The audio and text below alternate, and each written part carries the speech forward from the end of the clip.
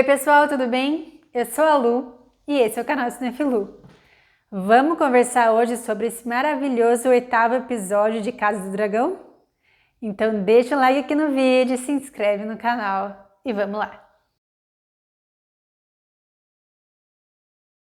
Chamado de The Lord of the Tides ou Senhor das Marés, o título do Senhor de Driftmark ou Deriva Marca, a terra dos Velaryon, pois é a sucessão da família Velaryon em Derivamark, Driftmark, que vai começar a dar o estopim para os acontecimentos aqui desse episódio, que se passam 6 anos depois do último. A gente tem de novo um salto temporal. Parece que a gente vai acompanhando as reuniões da família Targaryen e agregados, né? A gente iniciou o episódio com a princesa Rhaenys sentada no trono de madeira, pois Corlys se feriu gravemente em uma batalha nas Stepstones, e aí fica na dúvida se ele vai conseguir sobreviver a esses ferimentos. E a gente nem vê o Corlys Velaryon aqui nesse episódio, e as pessoas já estão ali pensando como que vai ser essa sucessão. Vaemond acha que o direito deve ser seu de suceder o seu irmão, porque ele tem aquela questão lá com os filhos de Rhaenyra, né? Ele sempre teve um pé atrás, sempre demonstrou desgosto por supor que eles não eram filhos legítimos de Laenor Velaryon. Rhaenys, por sua vez, ela defende que Corlys queria que os sucessores fossem os filhos de seu filho. Nisso, Baela, filha de Daemon com Laena, que ficou em Derivamark, em Driftmark, para viver e ser criada, manda uma mensagem para seu pai, que está morando em Pedra do Dragão com sua nova esposa Rhaenyra e seus novos filhos, e ele fica sabendo, né, que o Vaemond está tentando ali pegar o trono que era para ser do Lucerys Velaryon já, e eles resolvem então que eles vão ter que dar um jeito de ele não perder esse trono. Aí como que faz? Todo mundo, para resolver essa questão sucessória, resolve ir para Porto Real. E é assim que a gente vai ter mais essa reunião da família Targaryen. Posto esse contexto que levou às ações aqui desse episódio, a reunião da família e os motivos pelos quais elas estão aqui, eu acho que é impossível destacar o arco de Viserys e todas as cenas emocionantes postas aqui por esse personagem. Foi uma carga dramática, uma carga emocional muito grande. Foram cenas muito bonitas, trágicas e bem feitas. Eu acredito que elas estão entre as cenas mais bonitas do universo de Game of Thrones já feitas. E muitos elogios estão sendo feitos para a atuação do Paddy Considine, como Viserys também, né? Eu confesso que eu demorei alguns episódios para me acostumar com a atuação dele, com o Viserys em si, como personagem, mas eu já estava envolvida ao chegar aqui, e nesse episódio eu acho que não tem como negar a qualidade do que ele põe nesse personagem, nesses últimos momentos do Viserys. A gente sente a confusão dele, as dores dele, e o esforço que ele está fazendo ainda, quase moribundo, para manter aquela família unida. Por mais fantasiosa que seja toda a trama de A Casa do Dragão, a gente sabe que uma das coisas que mais chama atenção é também, por mais que paradoxal que seja, é a verossimilhança, é como a gente consegue ver verdade naquilo. Juntamente com isso, se os figurinos, a maquiagem, os efeitos da série já eram brilhantes, eles se aglutinam nesse personagem pra gente ver a qualidade colocada nos detalhes aqui. Desde a cena em que Rhaenyra visita seu pai naquele quarto, que a gente vê desde o começo da temporada, e ele parece tão solitário, até aquela cena emocionante dele entrando na sala do trono e surpreendendo a todos, principalmente Otto Hightower, que estava bem confortável sentando ali no trono de ferro, que tem cada vez mais espadas ao seu redor, né? E aquele ápice do Daemon ajudando ele e ele aceitando a ajuda do Daemon é muito bonito. A atuação desses dois atores, né, tá sendo muito aclamada, e aqui a gente tem essa junção dessas atuações com poucas palavras, mas que conseguiram expressar tanta emoção.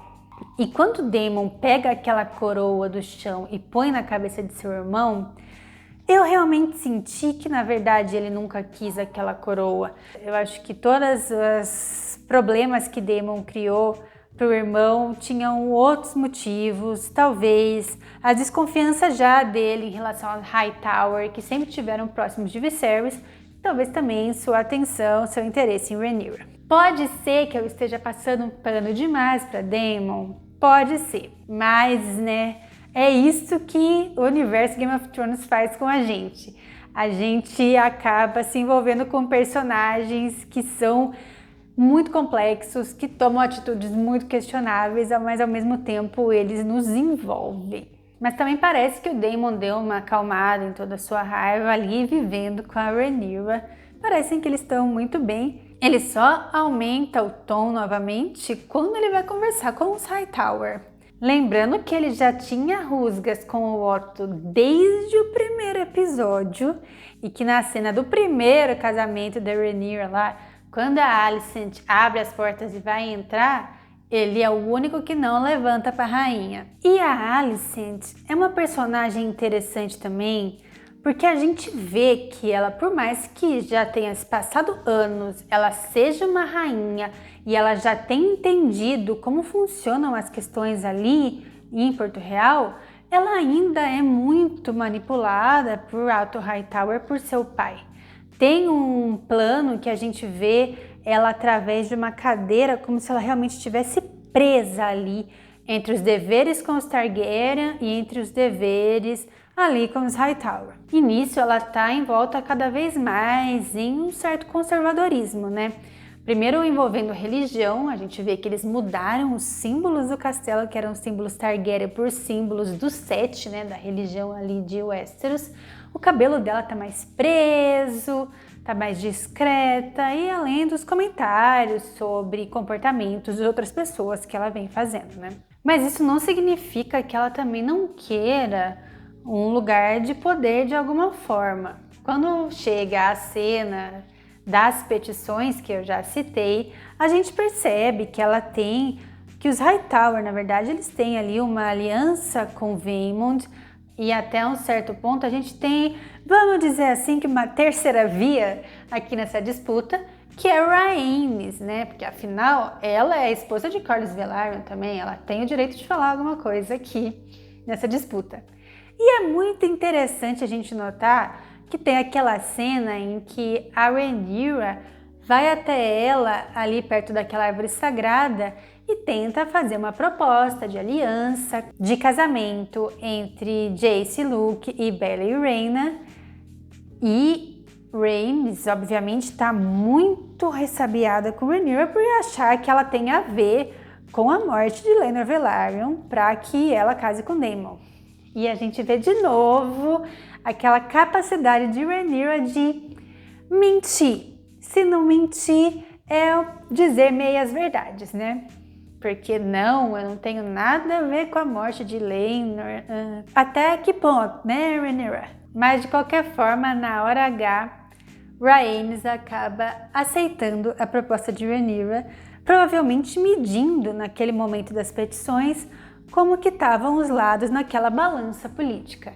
Porque se tem uma coisa que Rhaenys é inteligente. E os figurinos dela são maravilhosos, vocês já notaram isso? E olha que Viserys, ele chega para defender sua filha lá, mas ele dá a voz para Rhaenys, para que ela diga o que Corlys Velaryon preferiria para o trono de Driftmark. Obviamente, Vaemond, que provavelmente não estava esperando isso, ele estava esperando que quem ia estar naquele momento era o Otto Hightower mesmo, fica muito bravo e começa a falar tudo o que ele acha dos filhos de Rhaenyra e ofender a própria.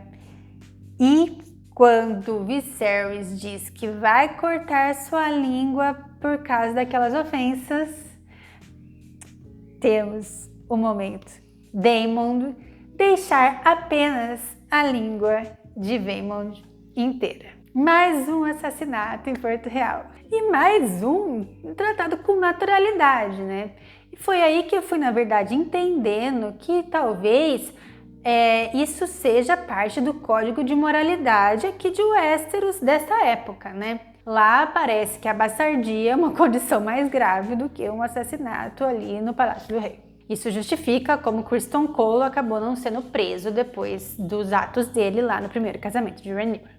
E dentro deste contexto, que fique bem claro, a gente começa a não justificar, mas compreender algumas ações de Daemon e até de Rhaenyra e, em certo sentido, de Viserys, que são ações questionáveis, mas que dentro da moralidade deles servem para defender a família Targaryen. Apesar da gente ver nesse episódio ele com seu papel de rei, ele está muito mais num papel de patriarca de uma família, da Casa do Dragão, né?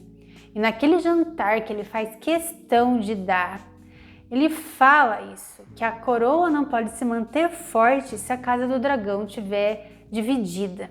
E por alguns minutos, numa cena tão bonita, emocionante e verossímil de novo, né?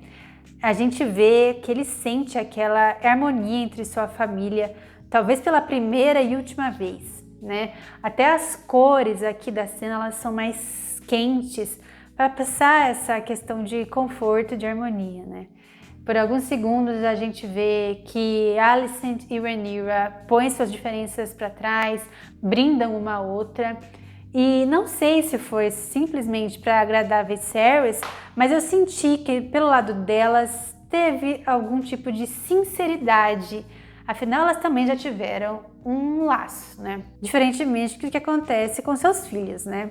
Que vão trocar farpas pro resto do episódio. E quando a gente acha que vai ficar tudo bem, a gente vê Viserys num quarto escuro e muito grande e solitário. Pela primeira vez no episódio a gente vê Alicent indo cuidar dele. E a gente não entende, inclusive, até aqui, se aquele leite de papoula era realmente usado para mantê-lo confuso ou realmente para tirar suas dores. E se tudo parecia estar resolvido, se parecia que Alicent ia aceitar Rhaenyra como rainha legítima, a cabecinha confusa de Viserys, com uma interpretação errada das suas palavras por parte de Alicent, pode começar a causar as grandes confusões que vão vir por aí. Alguns pequenos comentários extras. Será que o Aemond é, de alguma forma, um novo Daemon ou um Daemon repaginado? O cabelo é igual ao do Daemon mais jovem. Ele estava sentado na cabeceira da mesa no jantar, assim como o Daemon se sentou na cabeceira da mesa no casamento de Rhaenyra. Um certo jeito debochado. Será que Daemon vai ter que enfrentar uma versão repaginada dele mesmo? Já Aegon continua não ligando para nada, continua com atitudes bastante questionáveis, na verdade mais questionáveis do que antes, e se casou com sua irmã Helena, que parece que tá bem triste. Essa personagem parece bem trágica também, né? Luke e Jace, até agora, eles parecem ter um espírito mais nobre, mas isso aqui é um derivado de Game of Thrones, né? Vamos esperar para ver como que vai ser nos próximos episódios essa moralidade deles. E outra coisa pra gente ficar de olho é que a gente viu que uma das damas de companhia ali de Alicent parece que é uma espiã de Mysaria, aquela antiga amante de Daemon que faz tempo que tá ali dando umas bisbilhotadas ali em Westeros. Bom, pessoal, esse foi um episódio muito bonito, muito emocionante. Acho que faltam até palavras para falar de algumas cenas envolvendo o Viserys e tudo que ela passou, conseguiu passar pra gente. Outra coisa bastante significativa para mim foi a questão dele estar com um olho a menos, como se ele tivesse sofrido as compensações pelo olho de Aegon, ao mesmo tempo que pode simbolizar como ele apenas quer enxergar ou enxerga um lado de sua família e tem o olho fechado para o outro lado, né? Tanto que ele chega a falar que Rhaenyra é sua única filha. Mas a gente acaba passando pano para Viserys, esse rei que tentou ser bondoso em um mundo que dificulta esse tipo de atitude. Então é isso que eu tenho para dizer. Deixem nos comentários o que vocês acharam desse episódio, o que vocês sentiram quando ele acabou, quando vocês estavam assistindo, porque eu acho que é mais isso, né? A gente traduz mais por sentimentos até do que por pensamentos esse episódio. Se vocês gostaram do vídeo, deem um like aqui. Obrigada por seguir até aqui comigo e até o próximo vídeo. Tchau, tchau!